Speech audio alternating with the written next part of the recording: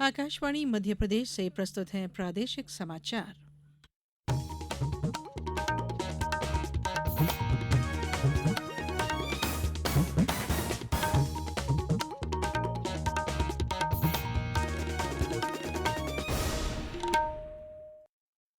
नमस्कार, समाचारों के साथ मैं धारणा सचदेव।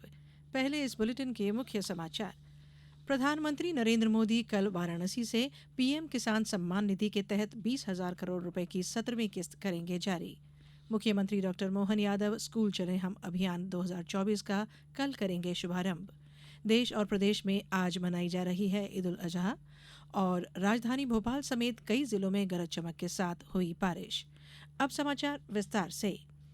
प्रधानमंत्री नरेंद्र मोदी वाराणसी में कल पीएम किसान सम्मान निधि योजना की 17वीं किस्त जारी करेंगे, जिसमें 9 करोड़ 26 लाख से अधिक किसानों को 20,000 करोड़ रुपए से अधिक का लाभ मिलेगा। प्रधानमंत्री कृषि सखियों के रूप में प्रशिक्षित 30,000 से अधिक स्वयं सहायता समूहों को पैरा एक्सटेंशन वर्कर के रूप में कार्य करने के लिए भी प्रमाण पत्र वितरित करेंगे। 50 चयनित कृषि विकास केंद्रों पर विशेष कार्यक्रम आयोजित किया जा रहा है। प्रत्यक्ष लाभ अंतरण मोड के माध्यम से देश भर के किसानों के परिवारों के बैंक खातों में हर 4 महीने में 3 बराबर किस्तों में 6,000 रुपए प्रतिवर्ष का वित्तीय लाभ हस्तांतरित किया जाता है। प्रधानमंत्री नरेंद्र मोदी इस महीने की 30 तारीख को आकाशवाणी पर मन की बात कार्यक्रम में देश विदेश के लोगों के साथ अपने विचार साझा करेंगे। यह मासिक रेडियो कार्यक्रम की 111वीं कड़ी होगी। श्री मोदी के लगातार तीसरी बार प्रधानमंत्री के रूप में दोबारा चुने जाने के बाद यह पहला मन की बात कार्यक्रम होगा। इस कार्यक्रम के लिए श्रोता टोल फ्री नंबर 1-800-11-7800 के माध्यम से अपने विचार और सुझाव दे सकते हैं। आप अपने विचार नरेंद्र मोदी ऐप या माई जीओवी ओपन फोरम के माध्यम से ऑनलाइन भी साझा कर सकते हैं। 28 जून तक भेजे गए सुझाव और विचारों को इस कार्यक्रम में शामिल किया जाएगा। मुख्यमंत्री डॉक्टर मोहन यादव कल स्कूल चले हम अभियान 2024 का शुभारंभ करेंगे। राज्य स्तरीय शुभारंभ कार्यक्रम राजधानी भोपाल के शासकीय सुभाष उत्कृष्ट उच्चतर माध्यमिक विद्यालय में प्रातः 10 बजे से आयोजित होगा। इस कार्यक्रम का सजीव प्रसारण वेबकास्ट सहित अन्य संचार माध्यमों से किया जाएगा। मुख्यमंत्री डॉक्टर यादव नव प्रवेशी विद्यार्थियों का शाला में स्वागत करेंगे। कार्यक्रम में जनजातीय कार्य मंत्री विजय शाह एवं स्कूल शिक्षा मंत्री उदय प्रताप सिंह के साथ ही स्थानीय जनप्रतिनिधि भी उपस्थित रहेंगे। वहीं प्रदेश की शासकीय शालाओं में आयोजित प्रवेशोत्सव के दौरान सांसद, विधायक और अन्य जनप्रतिनिधि भी किसी एक शाला में सहभागिता करेंगे। शाला स्तर पर आयोजित कार्यक्रम में पूर्व विद्यार्थियों और जनप्रतिनिधियों को भी आमंत्रित किया गया है। अभियान के दूसरे दिन 19 जून को सभी विद्यालयों में शिक्षक अभिभावक बैठक का आयोजन किया जाएगा। इसी दौरान स्कूल शिक्षा मंत्री उदय प्रताप सिंह का अभिभावकों को संबोधित पत्र और निःशुल्क पाठ्य पुस्तकों का वितरण किया जाएगा। भीषण जल संकट क्षेत्र में आने वाले अशोकनगर जिले में 5 जून से 16 जून तक जल गंगा संवर्धन अभियान चलाया गया। अभियान के तहत जल स्रोतों के संरक्षण और पुनर्जीवन के लिए कार्य किए गए। अभियान के कल समापन अवसर पर अशोकनगर जिला कलेक्टर सुभाष कुमार द्विवेदी ने बताया कि अशोकनगर जिला भूजल को लेकर रेड एरिया में शामिल है, इसलिए जिले के प्रत्येक नागरिक को जल संरक्षण के प्रति दायित्व निभाना पड़ेगा। जिला कलेक्टर ने बताया कि ग्रामीण क्षेत्रों में वर्षा के दौरान 15 जुलाई से 15 सितंबर तक प्रत्येक ग्राम पंचायत में 1,000 पौधारोपण किया जाएगा। नगर पालिका अध्यक्ष नीरज मनोरिया ने कहा कि तुलसी सरोवर तालाब के लिए जन सहयोग से गहरीकरण किया गया है। गहरीकरण के दौरान 43,318 क्यूबिक मीटर मिट्टी निकाली गई है।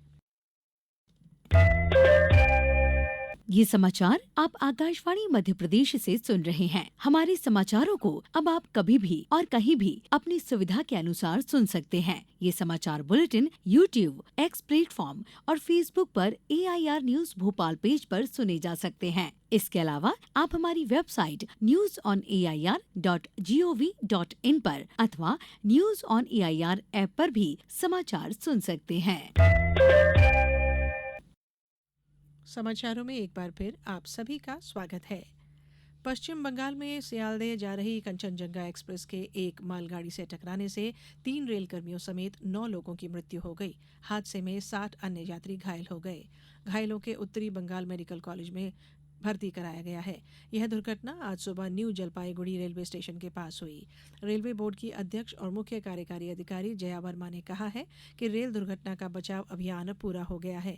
श्रीमती जया ने कहा, अगरतला स्यालदह मार्ग पर सभी रेलवे स्टेशन पर हेल्प डेस्क स्थापित की गई हैं। दुर्घटना में सिग्नल की अनदेखी करने वाले मालगाड़ी के पायलट और को पायलट तथा कंचनजंगा एक्सप्रेस के गार्ड की मृत्यु हो गई। शुरुआती जांच में मालगाड़ी के ड्राइवर द्वारा सिग्नल की अनदेखी सामने आई है। ईद उल अजहा यानी बकरीद आज देश और प्रदेश में मनाई जा रही है। इस अवसर पर ईदगाहों और मस्जिदों में ईद की नमाज अदा की गई। भोपाल की ताजुल सहित कई मस्जिदों में नमाज अदा की गई। नर्मदापुरम में ईदगाह पर सामूहिक नमाज पढ़ी गई। इसके अलावा शहर की 6 मस्जिदों में नमाज पढ़ी गई और देश की अमन, चैन और खुशहाली की दुआएं मांगी गई। लोगों ने एक दूसरे को गले लगाकर बकरीद की बधाई दी। राष्ट्रपति द्रौपदी मुर्मू, उपराष्ट्रपति जगदीप धनखड़ और प्रधानमंत्री नरेंद्र मोदी ने ईद के पवित्र मौके पर देशवासियों को शुभकामनाएं दी।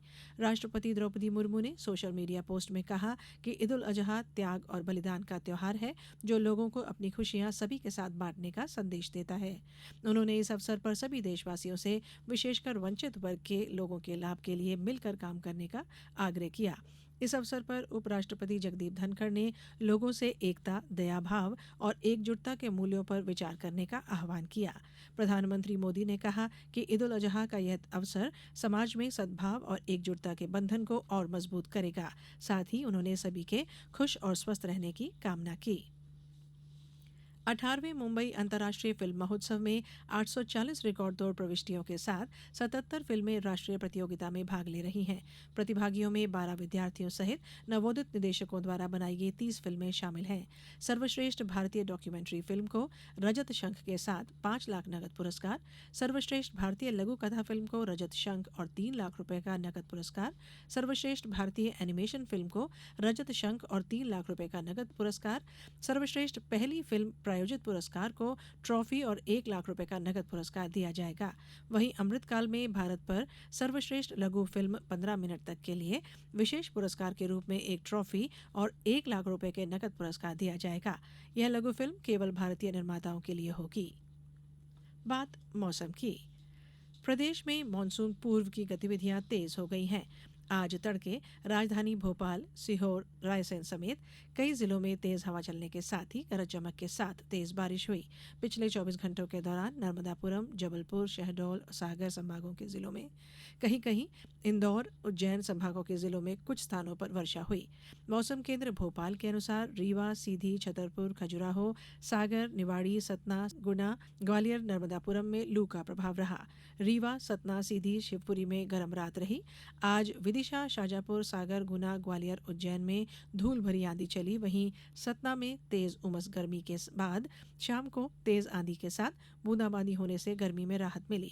मौसम केंद्र के अनुसार कल शिवपुरी, ग्वालियर, दतिया, भिंड, सिंगरौली, सीधी जिलों में गरज चमक के साथ बारिश की संभावना है। कहीं कहीं बिजली भी गिरने का खतरा है। अब कुछ समाचार संक्षेप में। पूर्व केंद्रीय मंत्री सत्यनारायण जटिया की धर्मपत्नी कलावती जटिया का आज उज्जैन के चक्रतीर्थ में अंतिम संस्कार किया गया। अंतिम यात्रा में कर्नाटक के राज्यपाल थावरचंद गहलोत और मुख्यमंत्री डॉक्टर मोहन यादव शामिल हुए।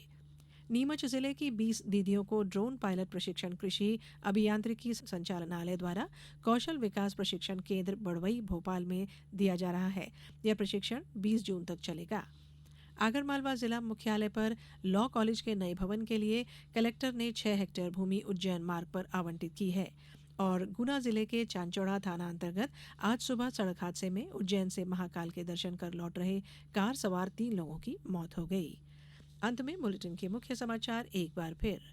प्रधानमंत्री नरेंद्र मोदी कल वाराणसी से पीएम किसान सम्मान निधि के तहत 20,000 करोड़ रुपए की 17वीं किस्त करेंगे जारी। मुख्यमंत्री डॉक्टर मोहन यादव स्कूल चले हम अभियान 2024 का कल करेंगे शुभारंभ। देश और प्रदेश में आज मनाई जा रही है ईद उल अजहा और राजधानी भोपाल समेत कई जिलों में गरज चमक के साथ तेज हुई बारिश। इस बुलेटिन में इतना ही। अनुमति दीजिए। नमस्कार।